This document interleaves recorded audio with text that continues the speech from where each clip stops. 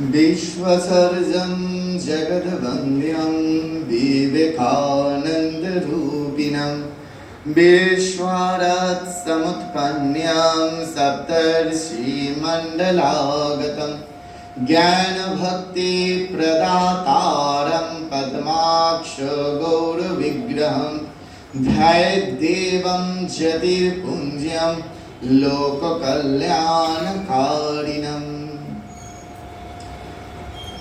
নিবেদিতা শিশু একাডেমি আয়োজিত যে বৈকালিক যুব ও ভক্ত সম্মেলন, স্বামীজিকে নিয়ে আলোচনা সভা, সেই আলোচনা সভায় প্রথমেই আমি আগে মাপ চাইছি যে শারীরিক একটু সমস্যার জন্য আমি একটু বসে বলছি। ওখানে স্কুলে দাঁড়িয়ে দাঁড়িয়ে অনেকক্ষণ বলেছি, কারণ স্বামীজির কথা আমার বসে বলতে ঠিক ভালো লাগে না। হ্যাঁ, তার কথা ওই তার গুরু ভাইরাই বলেছেন যে তোদের কথা শুনলে শুয়ে পড়তে ইচ্ছা করে, হাই তুলতে ইচ্ছা করে, আর স্বামীজির কথা শুনলে মনে হয় এক্ষুনি দৌড়ে গিয়ে কাজে ঝাঁপ দিই। তো স্বামীজির কথা বসে বসে ঠিক বলতে ভালো লাগে না, গতকালকে আর কি ঘাড়ে লেগে গেছে। তো সেই জন্য আমি প্রথমেই ক্ষমা প্রার্থী আপনাদের কাছে যে আমি বসে বলছি। এবং আজকের যে বৈকালিক অধিবেশনে আমাকে আসবার যে দুর্লভ সুযোগটা করে দিয়েছে এই এখানকার সমস্ত কর্মকর্তা, বিশেষ করে শান্তনু বাবু, তো সেই জন্য আমি প্রথমেই আন্তরিক শ্রদ্ধা নমস্কার জ্ঞাপন করছি তাদের সকলকে। আন্তরিক শ্রদ্ধা নমস্কার জানাচ্ছি যে সমস্ত ঠাকুরমা স্বামীজির ভক্ত এবং অনুরাগী বৃন্দ আপনারা উপস্থিত হয়েছেন। আন্তরিক স্নেহ জানাচ্ছি যারা এত সুন্দর এখানে স্বামীজির গান গাইলো, ভাইটি বৈদিক মন্ত্র উচ্চারণ করলো, তবলা বাজালো, সঞ্চালনা করছে সৌম্য, প্রত্যেককে, এবং শিক্ষা প্রতিষ্ঠানের কর্ণধার এই ছাত্র ছাত্রীরা যে সমস্ত স্কুল থেকে তোমরা এসেছো, তোমাদের সকলকে আমার আন্তরিক স্নেহ জানাচ্ছি। আজকের আলোচনার বিষয় যে স্বামী বিবেকানন্দ আজও বড় প্রাসঙ্গিক। এটা একেবারে অক্ষরে অক্ষরে ধ্রুব সত্য। কারণ আমরা দেখেছি যে তৎকালীন সময়ে সমসাময়িক যারা ছিলেন, অন্তত যাদের খুব করে আমরা চিনি, যেমন নেতাজি সুভাষচন্দ্র বোস, মহাত্মা গান্ধী, রবীন্দ্রনাথ, এনারা প্রত্যেকেই আমাদের কাছে বিরাটভাবে প্রণম্য। কিন্তু আমাদের মনে রাখতে হবে নেতাজি সুভাষচন্দ্র বোসকে নিয়ে আমরা আলোচনা করছি ওই 23শে জানুয়ারি, মহাত্মা গান্ধীকে নিয়ে আলোচনা খুব একটা তো দেখা বা শোনা যায় না। রবীন্দ্রনাথ ঠাকুরকে নিয়ে আমরা 25শে বৈশাখ আর 22শে শ্রাবণ আলোচনা করছি, গান একটু গাওয়া টাওয়া হয়, কিন্তু তাদেরকে নিয়ে যে এইরূপ ভাবে কর্মশালা বা এইরূপ ভাবে আলোচনা খুব একটা আমরা দেখতে পাই না। কিন্তু স্বামী বিবেকানন্দকে নিয়ে 1980-র পর থেকে যেটি প্রভু মহারাজ চেয়েছিলেন, সেই তারপর থেকে বিবেকানন্দকে নিয়ে অন্ততপক্ষে পশ্চিম বাংলায় যুব সম্মেলন প্রায় রোজ হয়ে থাকে। বিবেকানন্দকে নিয়ে আমরা রোজ আলোচনা করছি, বিবেকানন্দ প্রসঙ্গ শুনছি, বিবেকানন্দ প্রসঙ্গ করছি। তার একটাই কারণ রবীন্দ্রনাথ এই বিষয়ে দারুণ বলেছেন। কেন আমরা বিবেকানন্দকে পড়ব, বিবেকানন্দকে জানবো? রবীন্দ্রনাথ ঠাকুর বলছেন, in him everything was positive, nothing negative. এনার মধ্যে সব পজিটিভ, কোনো নেতিবাচক কিছু নেই। তোরা দেখতে পাচ্ছিস ফুলটা আড়াল হচ্ছে না? তো সেই নেতিবাচক কিছু নেই, এনার মধ্যে সব পজিটিভ। কিরকম ভাবে পজিটিভ সেটা আমি আসবো। 1 ঘন্টা সময়, আসলে 1 ঘন্টায় স্বামী বিবেকানন্দকে বলা, 1 ঘন্টা কেন 24 ঘন্টা, 24 দিন, বছরের পর বছর গেলেও বিবেকানন্দকে নিয়ে বলা শেষ হওয়ার নয়। বিবেকানন্দ আসলে কে ছিলেন তা এক কথায় বলা কারোর পক্ষেই সম্ভব নয়। তিনি কি অবতার? তিনি কি মহাপুরুষ? তিনি কি সমাজ সংস্কারক, দার্শনিক, বিজ্ঞানী, বিপ্লবী, খেলোয়াড়, গায়ক? তিনি যে কি ইয়ত্তা করা যায় না। শিব মহিম্ন স্তোত্রে পুষ্পদন্ত তিনি শিবের মহিমা কীর্তন সম্বন্ধে লিখছেন যদি হিমালয় দোয়াতের বড়ি হয়, সমুদ্রের জল যদি দোয়াতের কালি হয়, পৃথিবী পৃষ্ঠ যদি লেখার পাতা হয়, কল্পতরু বৃক্ষের একটি ডাল নিয়ে যদি মা সরস্বতী শিবের মহিমা লিখতে বসেন, তাহলে শিবের মহিমা লিখে শেষ করা যাবে না। বিবেকানন্দের ক্ষেত্রেও তাই। বিবেকানন্দ সম্বন্ধে শ্রী রামকৃষ্ণদেব বললেন, ও পাতাল ফোড়া শিব, বসানো শিব না। ওই বিবেকানন্দ সম্বন্ধে কম সময়ের মধ্যে বা এক কথায় বলা এক প্রকার অসম্ভব। কিন্তু বিবেকানন্দকে আমরা ধরবো কেন? এই যে আজও তিনি এত প্রাসঙ্গিক কেন? এই আজকের আমাদের ভারতবর্ষ তথা গোটা বিশ্বর দিকে যদি আমরা একবার ফিরে তাকাই, তাহলে দেখব যে জাতিতে জাতিতে সংঘর্ষ, বর্ণে বর্ণে সংঘর্ষ, নারীবাদের সঙ্গে পুরুষতন্ত্রের সংঘর্ষ, সামাজিকতার সঙ্গে পুঁজিবাদের সংঘর্ষ, এই সমস্ত সংঘর্ষ একীভূত হচ্ছে এই গোটা বিশ্ব জুড়ে। এই থেকে মুক্তি লাভের উপায় একমাত্র স্বামী বিবেকানন্দ। আমরা যদি খবরের কাগজগুলো দেখি, দেখবো সুইসাইডের রেট বেড়ে যাচ্ছে, মানুষ হাসতে ভুলে যাচ্ছে, লাফিং ক্লাবে যাচ্ছে হাসবার জন্য। এর থেকে লজ্জার আর কিচ্ছু হয় না। কিন্তু বিবেকানন্দকে এখন আমাদের অত্যন্তভাবে প্রয়োজন যে কেন আমরা স্বামীজিকে ধরব। মনে হতে পারে বিবেকানন্দকে ধরা মানে এই সমস্ত যারা যুবক যুবতীরা বসে রয়েছে, ছাত্রছাত্রীরা বসে রয়েছে, তারা অনেক সময় মনে করে ফেলেন যে এইসব গেরুয়াধারীরা এসে স্বামীজির কথা বলছেন, তার মানে বোধহয় আমাকেও বিবেকানন্দ পড়লে, বিবেকানন্দ জানলে মাথা মুড়িয়ে মহারাজদের মতো সন্ন্যাসী হতে হবে। বিবেকানন্দ এই কথা কোথাও বলছেন না। আবার যারা আপনারা বয়োজ্যেষ্ঠ মানুষ বসে রয়েছেন, তারা আবার মনে করেন যে ও বিবেকানন্দ তো এইসব ছাত্রছাত্রীদের জন্য, যুবক যুবতীদের জন্য, আমাদের বোধহয় বিবেকানন্দের অত প্রয়োজন নেই, আমরা বোধহয় ঠাকুর মাকে জানলেই হবে। দুইজনেই ভুল করছেন।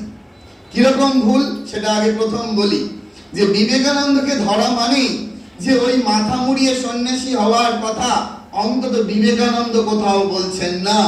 বিবেকানন্দ তার চিঠিতে লিখছেন, আমি সন্ন্যাসীও বুঝি না, আমি গৃহস্থও বুঝি না, যেখানে গুণ সেখানে আমার মাথা নত হয়ে আসে। স্বামী বিবেকানন্দ তিনটে লয়ের কথা বলছেন। ফার্স্ট ল আদর্শ সন্ন্যাসী, সেকেন্ড ল আদর্শ গৃহস্থ, থার্ড ল না গৃহী না সন্ন্যাসী। বলবে কারা? ভালো করে স্বামী বিবেকানন্দের চিঠি পড়ে দেখো। আলাসিকা পেরুমল, যার নামাঙ্কিত স্কুল সিস্টার নিবেদিতা, প্রত্যেককে স্বামী বিবেকানন্দ ইন্সপায়ার করছে না গৃহী না সন্ন্যাসী। এই বিবেকানন্দের থার্ড ল আমাদের বারবার করে মনে রাখতে হবে। আমরা যে কোনো একটা পথকে চয়েস করতে পারি, তাতে কোনো অসুবিধা নেই, শুধু যার যেটা আদর্শ সেই আদর্শ অনুযায়ী চলতে হবে। আর আপনারা যারা একটু বয়সে বেড়ে গেছি, তাদের ক্ষেত্রে মনে হতে পারে যে ও বিবেকানন্দ নিয়ে আলোচনা, ও তো যুবক যুবতীদের জন্য, আমাদের বোধহয় শোনার প্রয়োজন নেই। এই প্রসঙ্গে হুঁশিয়ার বার্তা দিয়ে রাখি। প্রথমেই বলি, বয়স কিসে? বয়স শরীরে। এই আমি কিছুদিন আগে খড়গপুরে বলতে গেছিলাম, আমি 88 বছরের এক যুবক দেখলাম। দেখছি যে তিনি আমার সাথে রাস্তায় হাঁটছেন, আমার থেকে জোরে জোরে হাঁটছেন, আমি তার সঙ্গে হেঁটে পারছি না। তার মানে স্বামীজির কাজ করলে, এর আগেও দেখেছি, আমি 82 বছরের যুবক দেখেছি, তিনি 82 বছর বয়সে সাইকেল চালিয়ে 16টা গ্রামে এরকম যুব পাঠচক্র চালায়। দেখলে অবাক হয়ে যেতে হয়। 16টা গ্রামে সাইকেল চালিয়ে, সেই হারিটের মতো গ্রাম, ভাবপ্রচার পরিষদের আশ্রম, তিনি ওই 16খানা গ্রামে ঘুরে ঘুরে যুব পাঠচক্র চালাচ্ছেন। প্রত্যেকটা গ্রামে 2টো করে পাঠচক্র, 32টা পাঠচক্র। 82 বছর বয়স। কারণ আমরা জানি পরম পূজ্যপাদ শ্রীমৎ স্বামী রঙ্গনাথানন্দজি মহারাজ বলেছিলেন যে শরীরের বয়স 30-এর ঊর্ধ্বে উঠলেও মনের বয়স যেন কখনো 30-এর ওপর না ওঠে। সেই জন্য খুব হুঁশিয়ার যে আমরা যারা বয়সে একটু ওই সিনিয়র সিটিজেনের দিকে একটু যাচ্ছি, ভাবছি যে ট্রেনের টিকিটটা একটু ফেসিলিটি পাবো, একটু ট্রেনে বাসে উঠলে বসার জায়গাটা পাবো, সেই বিষয়ে থেকে আমাদের জেনে রাখা প্রয়োজন বিবেকানন্দ তাদের কাছে কিরকম ভাবে প্রাসঙ্গিক। কারণ আমি অনেক জায়গায় যাই, সেখানে গিয়ে তারা বলেন যে মহারাজ, ঠাকুরের কথাগুলো, মায়ের কথাগুলো খুব সোজা, কিন্তু স্বামীজির কমপ্লিট ওয়ার্ডস, স্বামীজির বাণী রচনা ভীষণ কঠিন, পড়তে ভালো লাগে না। এখানেই গন্ডগোল। কারণ ঠাকুর নিজে মুখে বলছেন, আমাকে সম্পূর্ণরূপে বুঝবে একমাত্র নরেন্দ্রনাথ, আর কেউ নয়। তুই আর আমি কি আলাহিদা? দুয়ের রেপিট আর ওপিট।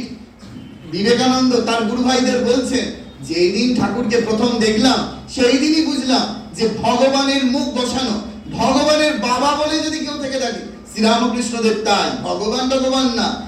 বিবেকানন্দ বলছেন ভগবানের বাবা বলে যদি কেউ থেকে থাকে শ্রীরামকৃষ্ণদেব তাই।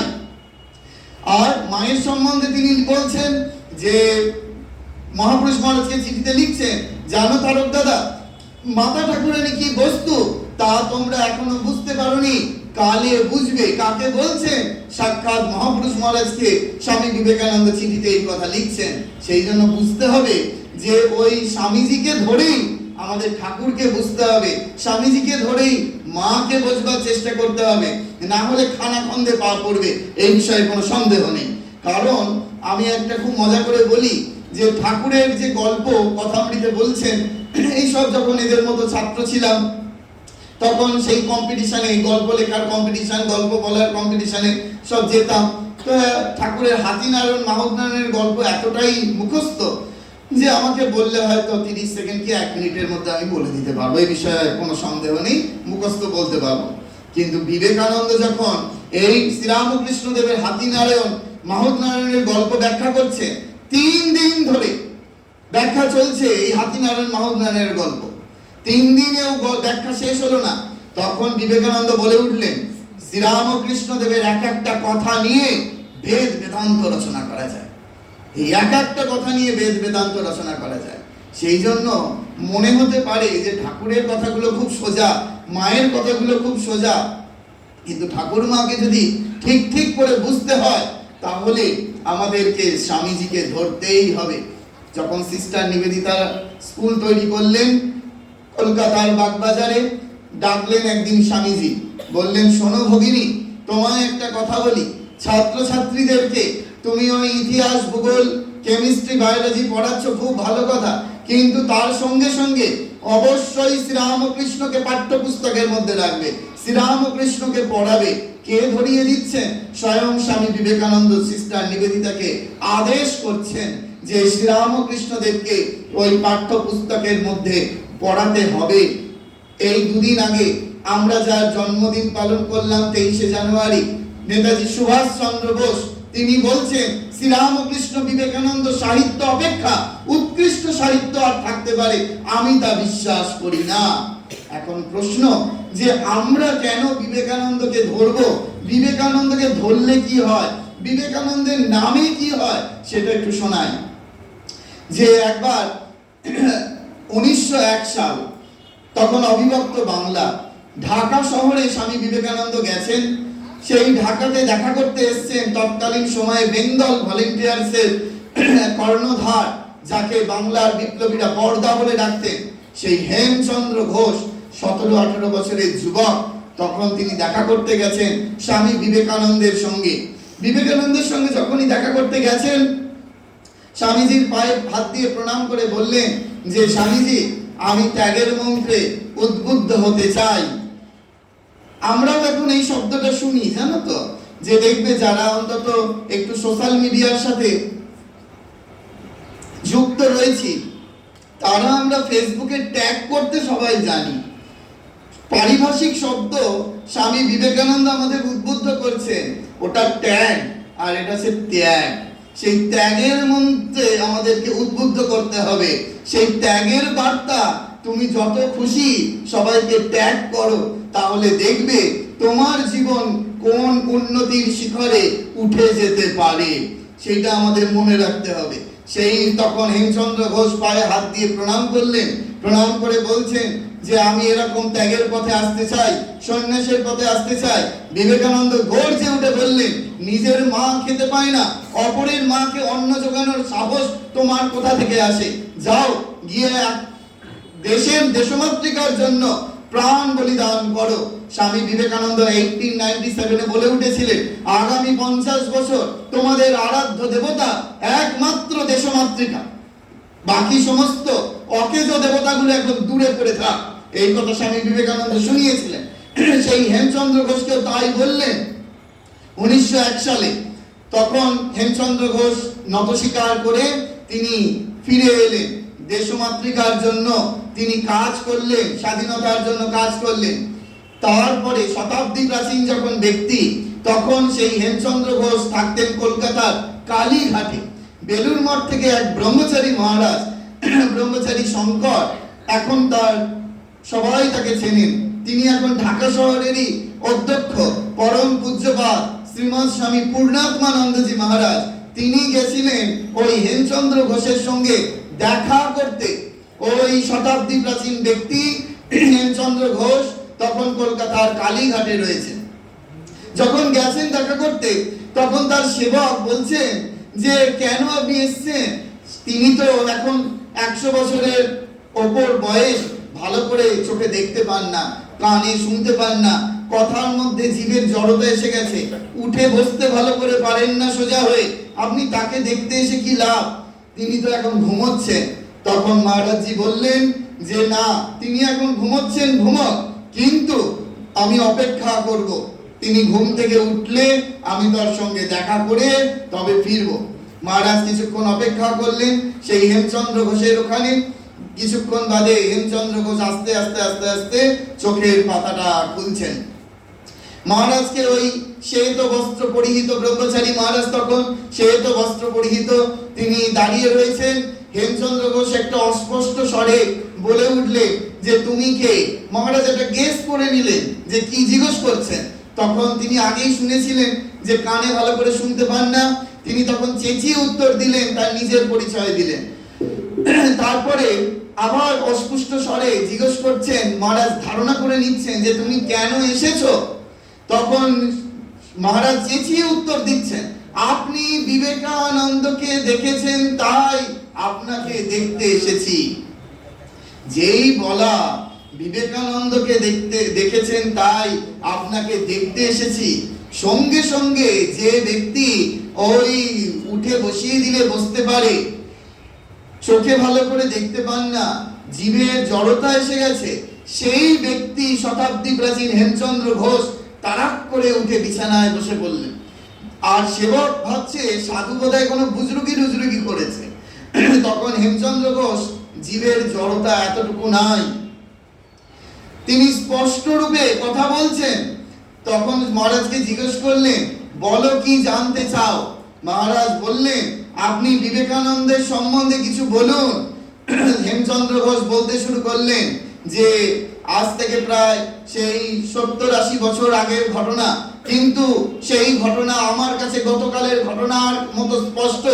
বিবেকানন্দ কোনো মানুষ ছিলেন না, বিবেকানন্দ ছিলেন একজন জ্বলন্ত আগ্নেয়গিরি। সেই আগ্নেয়গিরির একটা স্ফুলিঙ্গ আমার মধ্যে পড়েছিল, তাই আজকে আমি হেমচন্দ্র ঘোষ, তাই তুমি আমাকে দেখতে এসেছো। Ramakrishna mission institute of culture Golpark থেকে প্রকাশিত বই স্বাধীনতা সংগ্রাম ও স্বামী বিবেকানন্দ, সেই বইতে মহারাজজি এই কথা লিখেছেন, তোমরা পারলে পড়ো, তাহলে বুঝতে পারবে যে বিবেকানন্দের নামে কি হয়। বিবেকানন্দের নাম যদি আমরা গ্রহণ করতে পারি, ওই গাড়ির লুকিং গ্লাস দেখেছো? আমি ছোটদের জন্য বলছি বলে তুমি শব্দ ব্যবহার করছি, বড়রা আপনারা মাফ করবেন। গাড়ির লুকিং গ্লাস, সেখানে দেখবেন নিজের মুখটা ভালো করে দেখা যায় না, কিন্তু সেখানে যদি সূর্যের আলো এসে পড়ে, সেই সূর্যের আলোর প্রতিবিম্ব যখন সেখান থেকে নির্গত হয়, সেই আলোর দিকে এমন তার তেজ তাকানো যায় না। ঠিক সেরকম আমরা হচ্ছি সেই ছোট ছোট ছোট ছোট লুকিং গ্লাসের মতো, আমরা দর্পণ বা আয়না। বিবেকানন্দ হচ্ছেন সেই বিরাট সূর্য, তার বিপরীতে যদি আমরা নিজেদেরকে প্রতিস্থাপন করতে পারি, নিক্ষেপ করতে পারি, তার তেজ তোমার আমার মধ্যে দিয়ে এমন ভাবে বিচ্ছুরিত হবে যা সকলের ক্ষেত্রে উপকারে কাজে লাগবে, সকলের মঙ্গল সাধন করবে, সেটা আমরা হলফ করে বলতে পারি। এই যে শান্তনু বাবু এতক্ষণ বললেন যে আমি আগের স্কুলেই বলছিলাম যে মানুষের সংখ্যা কমে যাচ্ছে, সেই মানুষ কোন মানুষ? স্বামী বিবেকানন্দ বলছেন যে মানুষ অপরের দুঃখকে নিজের দুঃখ বলে অন্তত অন্তরে অনুভব করবে। বিবেকানন্দ শুধু মানুষেই সীমাবদ্ধ থাকছেন না, বিবেকানন্দ বলছেন আমাদের মধ্যে সেই অনন্ত শক্তি, অনন্ত সম্ভাবনা লুকিয়ে রয়েছে, যে শক্তির দ্বারা আমরা দেবতা হয়ে উঠতে পারি। স্বামী বিবেকানন্দের ভাষায় বলি, বিবেকানন্দ বলছেন আমি বা আমার কোথায় তখন, ঈশ্বর মানব তুমি পরিজন, সকলেতে আমি, আমাকে সকল, আনন্দ আনন্দ আনন্দ কেবল। শ্রী শ্রী মা ঠাকুরন আমাদের সেই কথাই বললেন, আমার মধ্যে যিনি, তোমার মধ্যে তিনি, দুলে বাগদি সকলের মধ্যে তিনি। আমি এবং আমার পাশের ব্যক্তিটি যে স্বরূপত এক, সেইটি সেটাতে স্বামী বিবেকানন্দ আজকে আমাদের কাছে এসেছেন। বিবেকানন্দ বলছেন প্লেগ রোগীর রোগ সারানো, রাস্তা ঝাঁটানো সবকিছুই হবে, তবে তা যদি ধর্মকে মেনে হয়। বিবেকানন্দ প্রথমেই বিদেশ থেকে ফিরে এসে বক্তৃতায় বলছেন প্রথম হচ্ছে ধর্মদান, তারপরে অন্নদান, তারপরে বিদ্যাদান, তারপরে বাকি সমস্ত বস্ত্র দান। আমরা ধর্মদান বলতেই বুঝে নিলাম যে ধর্মদান কি না, ওই ঘন্টা নাড়তে হবে, পড়তে পড়ানো ভগবানের সামনে ঘোরাতে হবে। বিবেকানন্দ তা বলছেন না। কি বলছেন সেটা শোনাই, তোমরা শুনে রাখো। বিবেকানন্দ রামেশ্বর শিব মন্দিরে দাঁড়িয়ে প্রকাশ্য কণ্ঠে উদ্দীপ্ত ভাষায় বললেন যে আমরা কি করছি না, এই ৮-২০ বেটাদের দল, বিবেকানন্দের ভাষায় বলছি, ৮-২০ বেটাদের দল একবার ভগবানকে কাপড় পরাচ্ছে, একবার ভগবানকে ঘুম পাড়াচ্ছে, একবার ভগবানকে খাওয়াচ্ছে আর ঘুম থেকে তুলছে, আর বাইরে অন্নহীনা, বস্ত্রহীনা, বিদ্যাহীনা হাহাকারে কত মানুষ চিৎকার করছে, আর্তনাদ করছে, তাদের দিকে কেউ ফিরেও তাকাচ্ছে না। শিব অধিকতর সন্তুষ্ট হন যিনি শিবের পূজা না করিয়া শিবের দরিদ্র সন্তানের উপাসনা করিয়া থাকে। এই যে এখানে ছোট ছোট ভাইরা, তারা আবার কি করলো না, তার থেকে যারা ছোট ছোট তাদেরকে ওই হাতে কলমে একটু বিদ্যা শিখিয়ে দেওয়া, তাদেরকে একটু আঁকা শিখিয়ে দেওয়া, তাদেরকে একটু কম্পিউটারটা শিখিয়ে দেওয়া। স্বামী বিবেকানন্দ এইটাই চাইছেন। আর এই রকম জ্বলন্ত উদাহরণ তোমরা যদি একটু গুগলে সার্চ করো দেখতে পাবে, the youngest headmaster in the world কে জানো? বাবর আলী। তোমরা শুনলে অবাক হয়ে যাবে। বাবর আলী মুর্শিদাবাদের একটা প্রত্যন্ত গ্রামের ছেলে। সেই বাবর আলী বিবেকানন্দের দ্বারা উদ্বুদ্ধ। যখন বিবেকানন্দের দ্বারা কিরকম ভাবে উদ্বুদ্ধ সেটা শোনাই। ক্লাস 4-এ পড়ে, 10 কিলোমিটার দূরে তার স্কুল। তার বাবা তাকে সাইকেল করে কোনো রকমের স্কুলে নিয়ে যেতে পারে, কিন্তু তার আশেপাশের অঞ্চলের মানুষজন, ছেলেমেয়েরা স্কুল যেতে পারে না। তার প্রথম মনে হলো যে আমি যে স্কুল থেকে শিখে আসছি, কোন ক্লাসে পড়ে মাথায় রাখো, ক্লাস 4। যখন সে বাড়ি ফিরছে তখন তার মাথায় ওইটা খেলছে যে আমি যা শিখে আসছি আমার ছোট ছোট ভাই বোনেরা তা শিখতে পারছে না।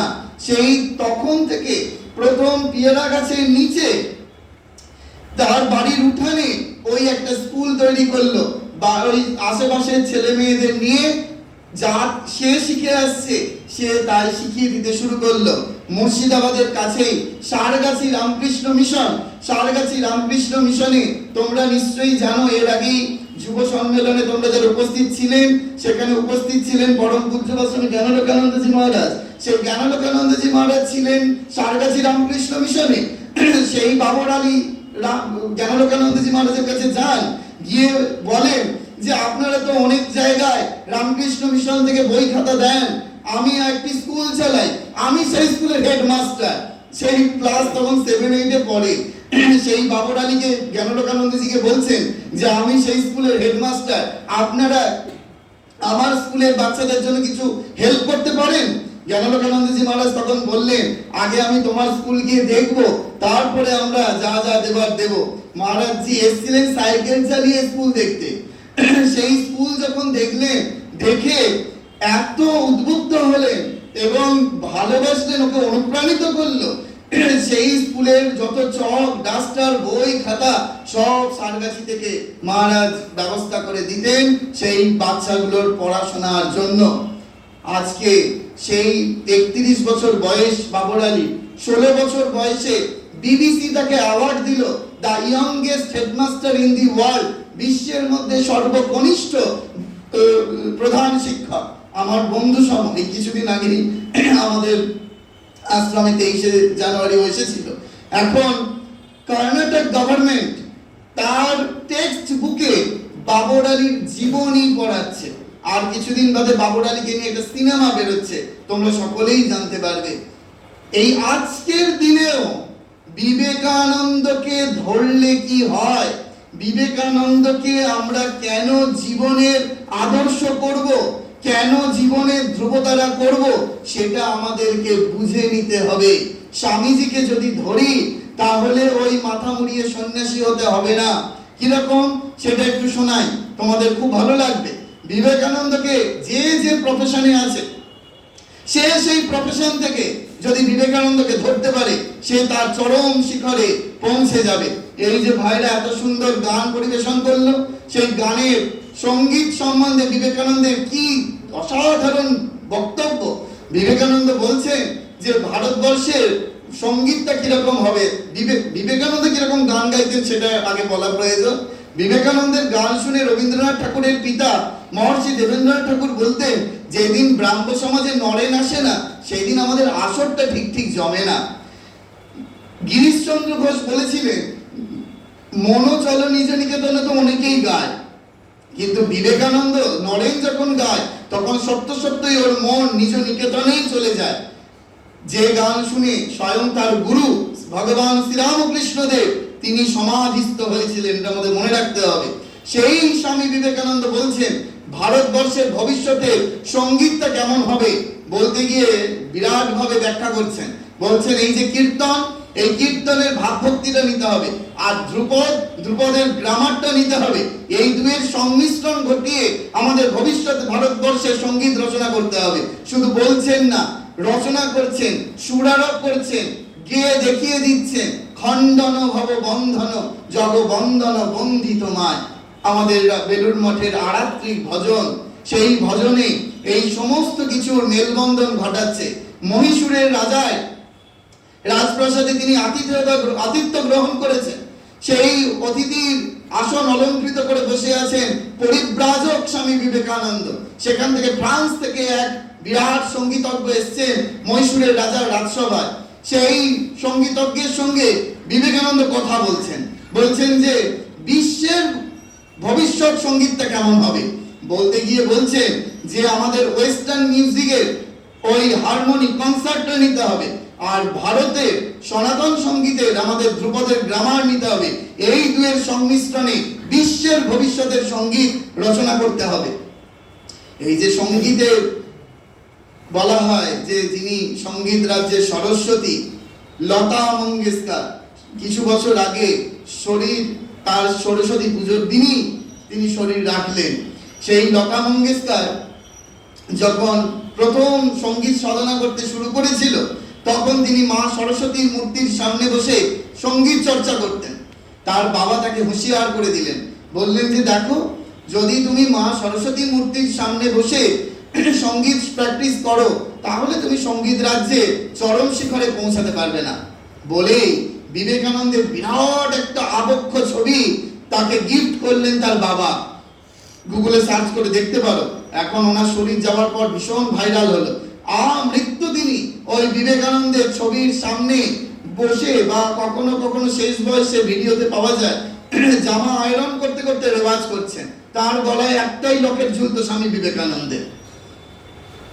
আর আজকালকার দিনে তোমরা যার গান শুনে একেবারে মাতোয়ারা হয়ে যাও, অরিজিৎ সিং, তিনি প্রকাশ্য স্বীকার করছেন আমি বিবেকানন্দের দ্বারা উদ্বুদ্ধ, বিবেকানন্দকে ফলো করেই আমি জীবন যাপন করছি। এই জন্য এত সাধারণ, এই আধুনিক যুগে আমাদের মনে রাখতে হবে যে বিবেকানন্দ কেন এত প্রাসঙ্গিক। এটা তো গেল হচ্ছে তার সঙ্গীতের কথা। এরপর বলবো অভিনয়। তিনি রবীন্দ্রনাথ ঠাকুরের সঙ্গে থিয়েটার করেছেন যখন নরেন্দ্রনাথ দত্ত, এটা আমরা অনেকেই তো জানি না। তো পরবর্তীকালে যখন তিনি শিকাগোয় ভাষণ দিলেন, স্বামী বিবেকানন্দের ছবি খবরের কাগজে বেরোচ্ছে, মাঝখানে বিবেকানন্দের ছবি, একদিকে ভগবান যীশু খ্রিস্টের ছবি, একদিকে ভগবান বুদ্ধের ছবি, আর তলার হেডলাইন যীশু বুদ্ধের সমপর্যায়ের মহাপুরুষ, এই কথা লেখা রয়েছে। আর যখন সেই কাগজের রিপোর্ট কলকাতায় এলো, তখন বিবেকানন্দের এক বন্ধুর বাবা ঘরের মধ্যে পায়চারি করছেন, পাগলের মতো হয়ে যাবার অবস্থা, যে বাবা এই দুদিন আগে নরেন্দ্রনাথ আমাদের এখানে এসে কত আড্ডা দিয়ে গেছে, আর ও কিনা এত বড় ধর্মনেতা হয়ে গেল, ও তো বিরাট অভিনেতা ছিল বলে জানতাম। এই বুঝতে পারছে না এই কয়েক বছরের মধ্যে কি করে এত বড় ধর্মনেতা হয়ে গেল। এই তার অসাধারণ অভিনয়ের ক্ষমতা। তৃতীয়, তিনি অসাধারণ খেলা। কিরকম খেলা? তোমরা অনেকে ছেলেরা যারা রয়েছে ক্রিকেট খেলো তো, ক্রিকেট খেলো? আচ্ছা বলো তো দেখি, যে এই যে ক্রিকেটের জগতে বহির দেশের সঙ্গে আমাদের যে ভারতবর্ষকে প্রথম কে ক্রিকেটের জগতে জিতিয়েছিল জানো তোমরা? হ্যাঁ, বিবেকানন্দ। প্রসঙ্গ যেহেতু চলছে, জানে উত্তরটা বিবেকানন্দই হবে আর কি, আমি শুনেছিলেন। আচ্ছা, এই আমাদের মনে রাখতে হবে, আসলে তখন বিবেকানন্দ হননি, তখন নরেন্দ্রনাথ দত্ত। এই হচ্ছে উত্তর, যে এই নরেন্দ্রনাথ দত্ত উত্তরকালের স্বামী বিবেকানন্দই প্রথম ক্রিকেটের জগতে ইন্ডিয়াকে জিতিয়েছিল। কি করে শোনাই? তখন ইডেন গার্ডেনে নেট প্র্যাকটিস হচ্ছে, নরেন্দ্রনাথ দেখতে গেছে, খেলা দেখতে গেছে। খেলা দেখতে দেখতে ওই ক্রিকেটের বল তার পায়ের কাছে চলে এসছে। যেই পায়ের কাছে চলে এসছে, কোচ তখন বলছেন বলটা ছোড়ো। তো এমন বল ছুড়েছে নরেন্দ্রনাথ সোজা উইকেটে। বলছে যে কোচ তখন বলছে, তোমার তো দারুণ নেম, যে তুমি একেবারে অনেক দিন ধরে নিশ্চয়ই ক্রিকেট প্র্যাকটিস করছো। স্বামী বিবেকানন্দ বলে উঠলেন যে এই প্রথম আমি ক্রিকেটের বল হাতে নিলাম, আমি ফুটবল খেলি, আমি ক্রিকেট কোনোদিন খেলিনি। তখন কোচ তখন বলছেন যে তুমি খেলবে? সঙ্গে সঙ্গে কোনো না নেই। এই জন্যই ওই প্রথম যেটা বললাম, রবীন্দ্রনাথ ঠাকুর বলতে বাধ্য হয়েছিলেন, in him everything was positive, nothing negative. সঙ্গে সঙ্গে উত্তর, হ্যাঁ খেলবো।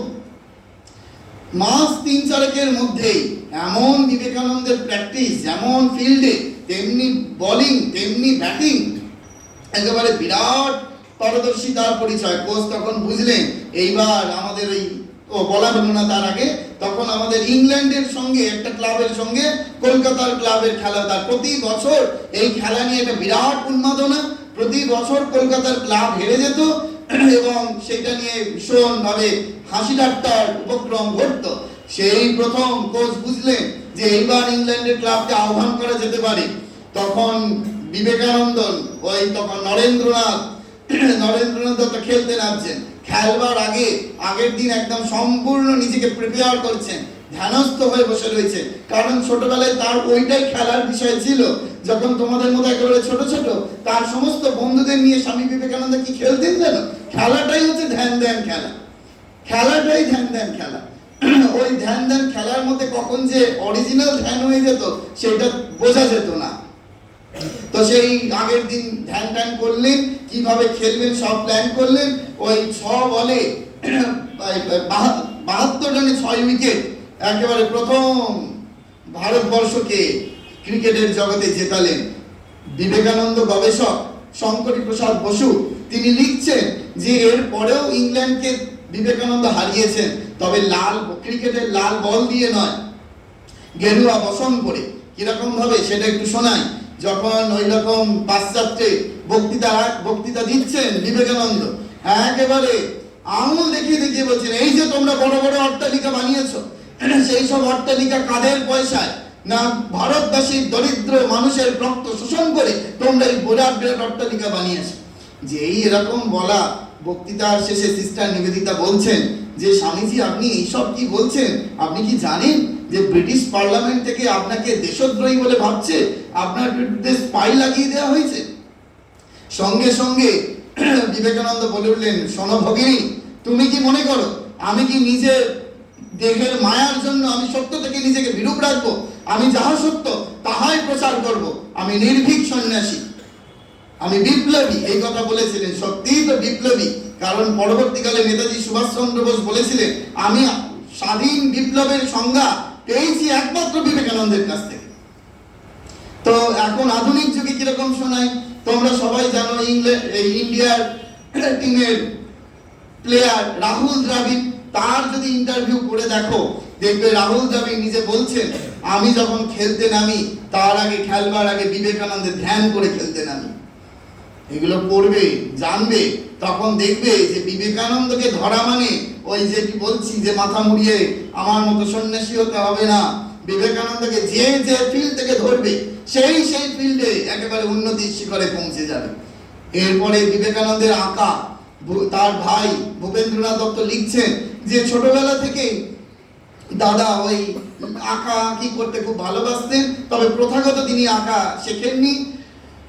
শিখলেন কোথায় না, যখন আমেরিকাতে আছেন বেদান্ত সোসাইটি, এখন বর্তমানে যেখানে স্বামী সর্বপ্রিয়ানন্দজি মহারাজ আছেন, সেখানে বিবেকানন্দ 7 দিন একজন পেন্টারের কাছে আঁকা শিখলেন।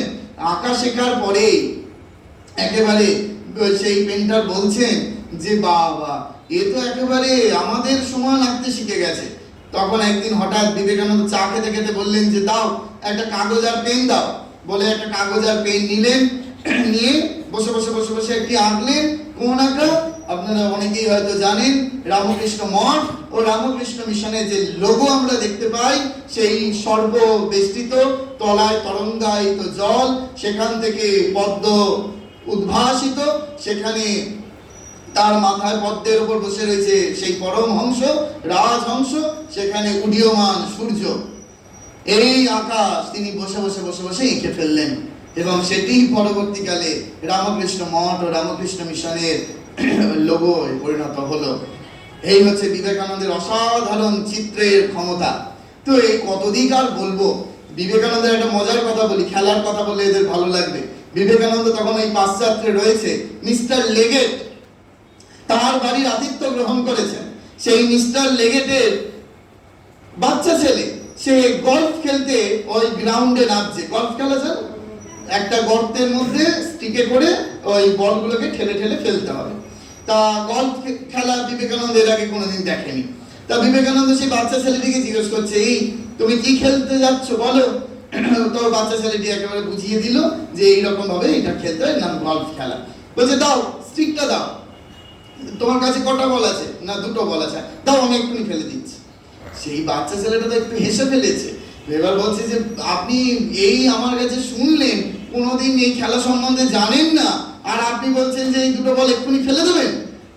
সঙ্গে সঙ্গে বিবেকানন্দ বলছেন, একদম সেই বাচ্চা ছেলের মতো হয়ে গেছে, বাচ্চার সঙ্গে তো তিনি একেবারে ওই বাচ্চাই হয়ে যান। তো তখন বিবেকানন্দ বলছেন, বলো কত বেট ধরবে বলো।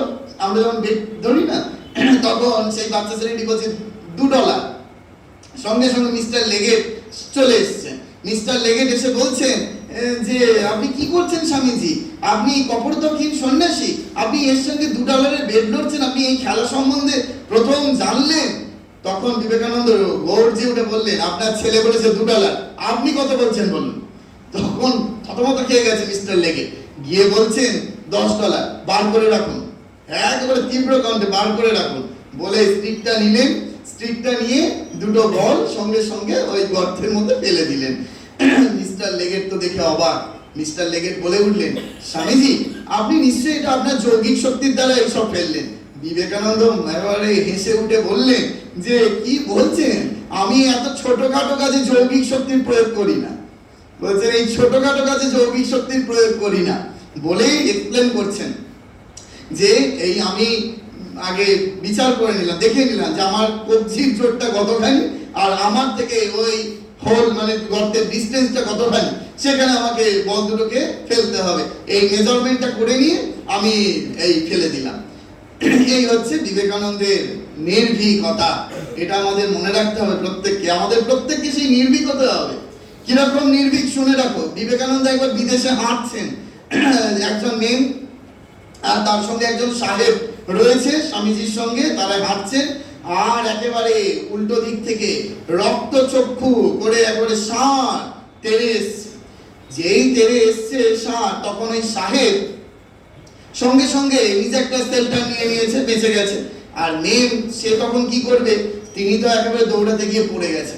আর বিবেকানন্দ তখন একেবারে সেই আলখাল্লা পড়ে ষাঁড়ের সামনে সোজা হয়ে দাঁড়িয়ে পড়েছেন। যখন ষাঁড় সামনে এসে দেখছে স্বামীজি এরকম দাঁড়িয়ে আছে, ষাঁড় কিছু করলো না, পালিয়ে গেল। ঠিক একই রকম ঘটনা, এক ঘটনা কলকাতার বাগবাজারে সিস্টার নিবেদিতা দেবেন মজুমদারের সঙ্গে হাঁটছে, সেই সময় হাঁটতে হাঁটতে ওই রকম একটা পাগলা ষাঁড় তেড়ে আসছে সিস্টার নিবেদিতার দিকে। তিনি তো একেবারে দৌড়ে পালাতে গেলেন। সিস্টার নিবেদিতা যে একেবারে তাও আলখাল্লা পরে সেই অবস্থায় একেবারে সোজা হয়ে ষাঁড়ের সামনে দাঁড়িয়ে বললেন। সেখানেও সেই একই ঘটনা, সেই পাগলা ষাঁড় তাকে দেখে ভীত সন্ত্রস্ত হয়ে পালিয়ে গেল। তবে এই ক্ষেত্রে বিবেকানন্দ একটা দারুণ মজার কথা বলেছেন। বিবেকানন্দ বলছেন, যখন ওই ষাঁড়টা আমার দিকে তেড়ে আসছিল তখন আমি ভাবছিলাম, আমি একটা ইকুয়েশন প্র্যাকটিস করছিলাম। কি ইকুয়েশন? না, ষাঁড়টা কত জোরে আমাকে ধাক্কা দেবে আর আমি কত দূরে গিয়ে ছিটকে পড়বো। তো এইটা স্বামীজি মজা করে বলেছিলেন আর কি। তো এই রকম নির্ভীকতার আমাদের প্রয়োজন, যে নির্ভীকতা আমাদেরকে শেখাবে যে ইয়েস আই ক্যান ডু, যে আমি সব পারি, যা অপরেরা পারে না তাও আমি পারি। এই অবস্থা যদি না হয়, আমি একটু আগেই ছাত্রছাত্রীদের ওখানে বলছিলাম, if you think I can, you are right, you can. If you think I can not, you are right, you can not. এটা আমাদের বারবার করে মনে রাখতে হবে। আর স্বামী বিবেকানন্দ যেটা বলছেন সেটা হচ্ছে আমাদের এই যে পেছনে দেখো লেখা রয়েছে সত্য, তারপরে কি রয়েছে প্রেম, তারপরে সেবা। এই সত্য সবার প্রথমে, জানো তো বিবেকানন্দ যখন ওই এক ভূগোলের ক্লাসে ঠিক পড়া দিয়েছেন, জানো এই ঘটনা তোমরা পড়েছো? ভূগোলের ক্লাসে একদম ঠিকঠাক পড়া দিয়েছেন, কিন্তু টিচার সেই ঠিক পড়া দেওয়া সত্ত্বেও নরেন্দ্রনাথকে শাস্তি দিলেন। নরেন্দ্রনাথ এসে তার মা ভুবনেশ্বরী দেবীকে বললেন যে মা, আমি ঠিক পড়া বলেছি কিন্তু তবু আমাকে মাস্টার মশাই আমাকে শাস্তি দিয়েছেন। ভুবনেশ্বরী দেবী তার মা শেখাচ্ছেন যে তুমি যদি ঠিক বলে থাকো, তুমি যদি সত্য বলে থাকো, তাহলে সেই সত্য থেকে নিজেকে কখনো বিচ্যুত করবে না। বিবেকানন্দ পরবর্তীকালে বলছেন, আমার সাথে বলো দেখি, আমি একবার করে বলবো তোমরা বলবে, বলো, সত্যের জন্য সবকিছু ত্যাগ করা চলে, কোনো কিছুর জন্য সত্যকে ত্যাগ করা চলে না। মনে থাকবে? তাহলে আমরা সব সময়ের জন্য সত্যনিষ্ঠ হব, ঠিক আছে?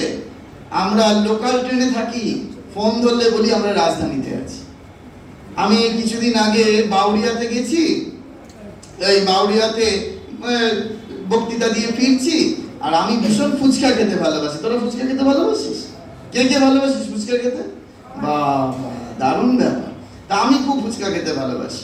তো এবার একটা ফুচকা খেতে দাঁড়িয়েছি, তা দেখছি ওখানে একটি ছাত্রী ফুচকা খেতে খেতে তার বাড়ি থেকে হয়তো ফোন এসছে বা কিছু হয়েছে, সেই ফোনে বলছে যে মা, এখন তো স্যার নোটস লেখাচ্ছে। আমি জানি না কোন ফুচকার দোকানে নোটস লেখা, তোদের জানিস তোরা যে ফুচকার দোকানে আজকাল নোটস টোটস পাস তোরা? কিন্তু মোবাইল ফোনে সে বলছে মা এখন স্যার নোটস লেখাচ্ছে। তাহলে বুঝতে পেরেছিস যে সত্যের জন্য সবকিছু ত্যাগ করা চলে, কিন্তু কোনো কিছুর জন্য সত্যকে ত্যাগ করা চলে না। কখনো এরকম বলবি না, ঠিক আছে? তারপরে কি বলছেন? সত্যের পরে কি আছে? প্রেম। স্বামী বিবেকানন্দ বলছেন প্রেম, প্রেম এই মাত্র ধন।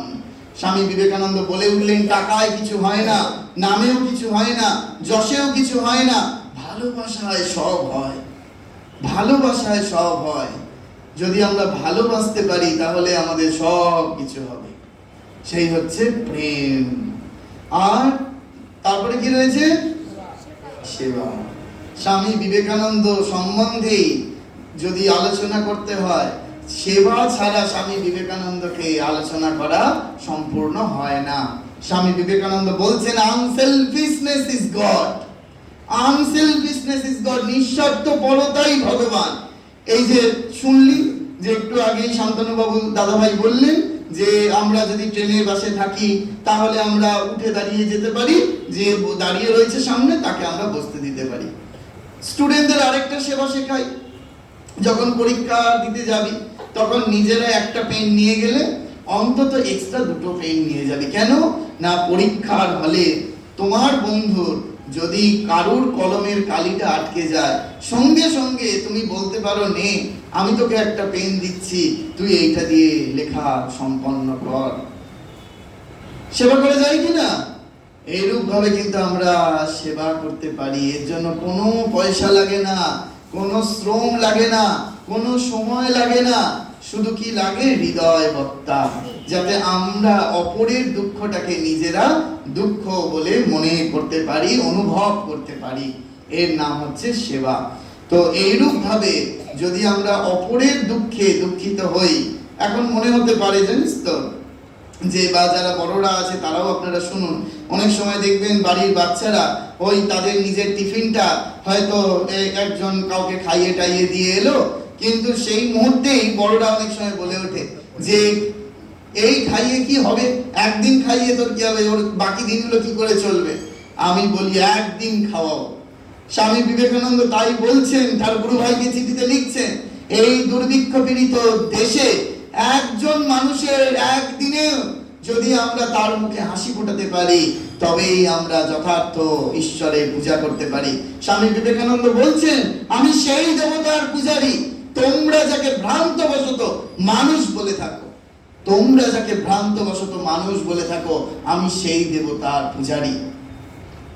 আমরা তাকে দেবতা বলে দেখতে পাচ্ছি না, সেটা আমাদের অক্ষমতা, কিন্তু সেই তিনি হচ্ছেন সাক্ষাৎ নারায়ণ, তিনি সাক্ষাৎ দেবতা, আমরা তার সেবা করছি, এটা আমাদের বারবার করে মনে রাখতে হবে। তার জন্য কি করতে হবে না, এই বিবেকানন্দকে ঠিক ঠিক ভাবে পড়তে হবে, বিবেকানন্দকে ঠিক ঠিক করে জানতে হবে। বিবেকানন্দকে পড়লে কি হয়, এই যে বসে বসে বলছি, বললাম না বিবেকানন্দের কথা বসে বলতে আমার খুব কষ্ট হয়। বিবেকানন্দকে যদি বসে বসে পড়া যায় তাহলে উঠে দাঁড়াতে ইচ্ছা করে, দাঁড়িয়ে দাঁড়িয়ে যদি পড়া যায় চলতে ইচ্ছা করে, যদি চলতে চলতে পড়া যায় তাহলে দৌড়াতে ইচ্ছা করে। বিবেকানন্দ আমাদের সেই রূপ বার্তা দিচ্ছেন। একবার বেলুর মাঠে রাত্রিবেলা গঙ্গায় বাঁচাও বাঁচাও করে আর্তনাদ উঠেছে, সঙ্গে সঙ্গে স্বামী বিবেকানন্দ বলে উঠলেন যে এই মুহূর্তে নিজের মায়া ত্যাগ করে যে ওই লোকটিকে বাঁচাতে পারবে, সে এক্ষুনি মুক্তি লাভ করে যাবে। আমাদের ঠিক এই রূপ হতে হবে যে আমরা যদি ঠিক ঠিক ভাবে বিবেকানন্দকে ধরি, ঠিক ঠিক ভাবে বিবেকানন্দকে জানি, তাহলে আমাদের সেই মুক্তি লাভ সম্ভব। একটা গল্প বলে শেষ করে দিই। হ্যাঁ, অনেকটা দেরি হয়ে গেছে, স্কুল থেকে সব এসছে বুঝতে পারছি। তো আমি এর আগের বার যখন এই স্কুলের পয়লা বৈশাখে এসেছিলাম, তখন আমি একটা কথা বলেছিলাম, আজকে আবার তোদের দেখে মনে হচ্ছে ঠিক কথাটা বলেছিলাম স্কুল থেকে ফেরার পথে, যে দেখবি বা আমাদের এটা শেখা উচিত যে যখন এই যে যখন খিদে পেয়ে গেছে না, খুব খিদে পেয়েছে, একটু একটু পেয়েছে, তো এই যখন খিদে পাচ্ছে তখন বাড়িতে গেলেই মা হয়তো একটু খাবার করে দিল, বা মা হয়তো কোনো কাজে গেছে, খাবারটা হয়তো রেখে গেছে, খেয়ে নিলাম। কিন্তু বাড়ি ফিরে কি কখনো মাকে আমরা জিজ্ঞেস করছি যে মা তুমি খেয়েছো? এটা আমি বলেছিলাম এবং আমি সমস্ত জায়গায় বলার চেষ্টা করি। এই প্র্যাকটিসটা কি আমরা করছি? আমাদের ভেতর থেকে আসছে কি মা তুমি কখন খেয়েছো? বড়রাও করেন কি বলুন? যারা যাদের বাড়িতে বড়দের মায়েরা রয়েছে তারা আপনারা করেন যে মা তুমি কখন খেয়েছো? আমরা তো বলে দিই মা বাড়িতে আছে, মা ঠিক সময় খেয়ে নেবে। আরে সে ঠিক সময় তো খেয়ে তো নেবেই, কিন্তু আমার কি কোনো কর্তব্য নেই? যে আমার কি জিজ্ঞেস করাটা কোনো অধিকার নেই যে মা তুমি কখন খেয়েছো? তাহলে দেখবো যে মা কত খুশি হচ্ছেন এই কথাটা জিজ্ঞেস করলে। আমাকে এসে অনেকে বলে যে মা তো আমরা সবকিছুই দিচ্ছি, সবকিছুই করছি, বাড়িতে আছে ঠিক খেয়ে নেবে। এইটা কোনো কথার কথা নয় বাবা। আমরা দুটো ভালো কথার মধ্যে দিয়ে এইরকম ভাবে অনেক ঠাকুরমা স্বামীজির আমরা কাজ করতে পারি, কিন্তু এইদিকে আমরা ঠাকুরমা স্বামীজিকে গলায় লকেট করে পড়ি, দেওয়ালে সুন্দর করে বাড়িতে টাঙিয়ে রাখি, কিন্তু আচরণে তার প্রকাশ ঘটে না। সেই জন্য আচরণে নিয়ে আসতে হবে। আমাদের প্রত্যেকটা জায়গা থেকে শিখতে হবে। এই গল্পটা দিয়ে শেষ করি, সেই 4 বন্ধুর গল্প। 4 বন্ধু গেছে সেই আমেরিকাতে। আমেরিকায় যখন গেছে সেই 4 বন্ধু বিদেশে গেছে প্রথমবার, বিরাট একটা 100 তলা বিল্ডিং, সেই 100 তলা বিল্ডিং এ তারা থাকছে। যখন থাকবে বলেই ঠিক করেছে, তখন ঠিক করেছে যে একেবারে টপ ফ্লোরে থাকবো, যেখান থেকে গোটা শহরটাকে দেখতে পাওয়া যাবে। তো সেই জন্য টপ ফ্লোর নিয়েছে। তা ফ্রেশ ট্রেশ হয়েছে, ফ্রেশ ট্রেশ হয়ে যাওয়ার পরে তারা একটু বেরিয়েছে মার্কেটিং করতে। যখন মার্কেটিং করে ফিরেছে তখন দেখছে যে ওই হোটেলের ইলেকট্রিসিটি অফ হয়ে গেছে, কারেন্ট অফ। কি হবে কারেন্ট অফ হলে? কি হবে? লিফট আর উঠবে না, লিফট বন্ধ হয়ে যাবে।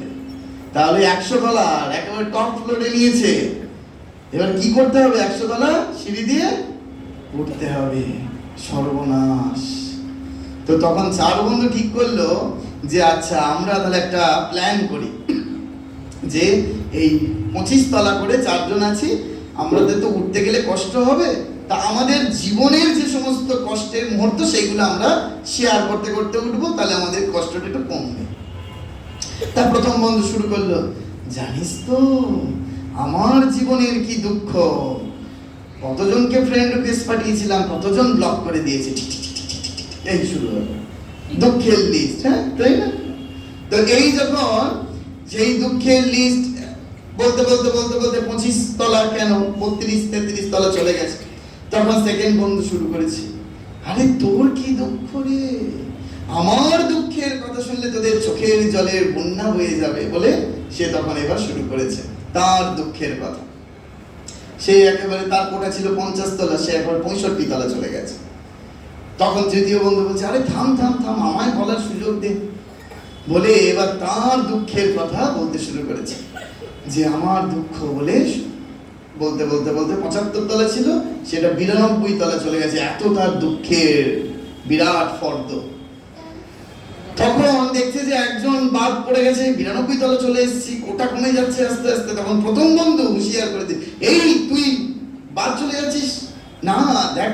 চতুর্থ বন্ধু বলছে, দেখ আমাকে বলতে বলিস না আমার দুঃখের কথা, আমার দুঃখের কথা তোরা যদি শুনিস না এক্ষুনি এখানে মাথা ঘুরে পড়ে যাবি, তোদের কথা শুনে তো চোখের জল বেরিয়েছে, অনেক কিছু হয়েছে, আমাকে বলতে বলিস না। তখন সবাই মিলে চেপে ধরেছে, বলছে যে এই এটা তো হবে না, আমরা তো 3 জনের হাড়ির খবর তুমি জানলে, আর তোমার হাড়ির খবর বলবে না? হয় হবে না তো, তোমাকেও বলতে বলে।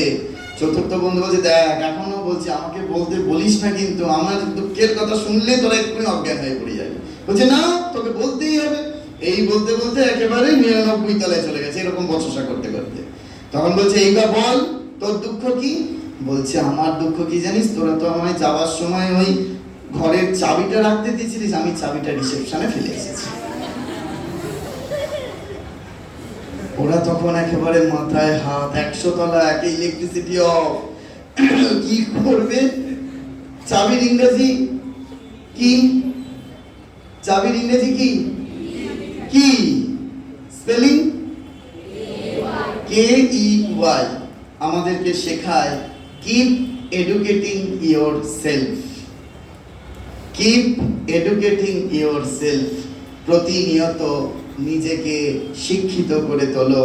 তোমার জ্ঞানরাশি এই চারদিকে বিশ্ব ব্রহ্মাণ্ডে রয়েছে, তোমার হাতে কিটা রয়েছে, তুমি খালি তালাটাকে খোলো, তাহলে তুমি সব জায়গা থেকে ওই সবার আমি ছাত্র সুনির্মল বসু লিখেছেন, ঠিক সেরকম তুমি নিজেকে তৈরি করতে পারলে কিপ এডুকেটিং ইয়োরসেলফ, আমরা সব জায়গা থেকে নিজেকে শিক্ষিত করে তুলতে পারবো। সকলে ভালো থেকো, আপনারা সকলে ভালো থাকবেন, স্বামীজির আশীর্বাদ সকলের উপর বর্ষিত হোক, এই বলে শেষ করছি। নমস্কার।